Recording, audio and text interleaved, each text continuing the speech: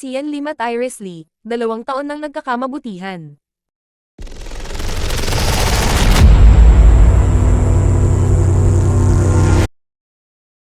Ibinahagi ni Showbiz Insider OG Diaz ang kanyang nasagap umanong bagong balita mula sa Viva tungkol sa rumored couple na sina Sian Lim at Iris Lee.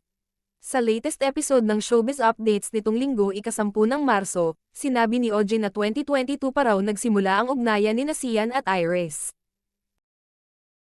Noong 2022 pa pala raw nagsimula yung Iris at Sian Lim.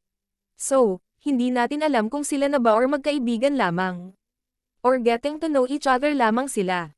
Or something was happening na. Hindi natin alam, no, saad ni OG.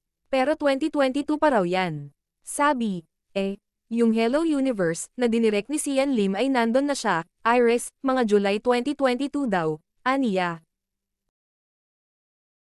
Tanong tuloy ng co-host ni OG na si Josa Paco, Tito OG kung sakali mang tunay yan, ibig sabihin 2 years na silang nagkakamabutihan. Hindi ko alam, sagot naman agad ni OG, kasi baka magkaibigan lang sila noon. Pero siguro ang makakasagot niyan, si Iris mismo at si Sian Lim. Ano ba ang totoo sa petsa? Dagdag pa niya.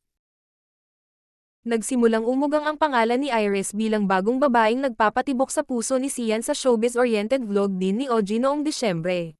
Matatanda ang kamakailan lang ay nakita raw ng ilang Pilipino na magkasama sa Thailand ang dalawa. Pero sa kasalukuyan, habang isinusulat ang artikulong ito, wala pang inilalabas na anumang pahayag, tugon, o reaksyon ng magkabilang panig para kumpirmahin o pabulaanan ang mga balitang ito.